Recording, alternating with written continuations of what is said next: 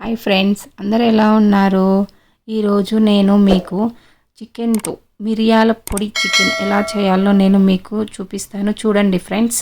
First ఎండు కొబ్బరి మనము హాఫ్ ఎండు కొబ్బరి కట్ చేసి పక్కన పెట్టుకొని ధనియాలు మిరియాలు వేసుకొని డ్రై రోస్ట్ చేసుకోవాలి. నూనె లేకుండా చేసుకోవాలన్నమాట.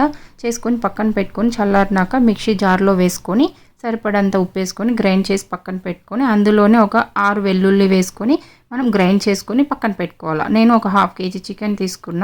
స్టవ్ ఆన్ చేసి కళాయి పెట్టుకొని అందులో ఆయిల్ ఒక 1 or 2 స్పూన్స్ ఆయిల్ వేసుకొని మనము కడిగి పెట్టుకున్న చికెన్ వేసి కొంచెం ఫ్రై చేసుకోవాలి బాగా. తర్వాత మనం హాఫ్ టేబుల్ స్పూన్ పసుపు వేసుకొని సరిపడంత ఉప్పు వేసుకొని బాగా మళ్ళీ ఫ్రై చేసుకొని దాంట్లోనే మనం ఒక గ్లాస్ వాటర్ వేసుకొని బాగా ఉడికించాలి. చికెన్ని బాగా ఉడికిన తర్వాత నీళ్ళన్నీ పోయి కొంచెం ఆయిల్ వస్తుంది. అప్పుడు ఉన్నప్పుడు మనం మిరియాల పొడి వేస్తే మిరియాల పొడి chicken ready. Please subscribe my channel friends.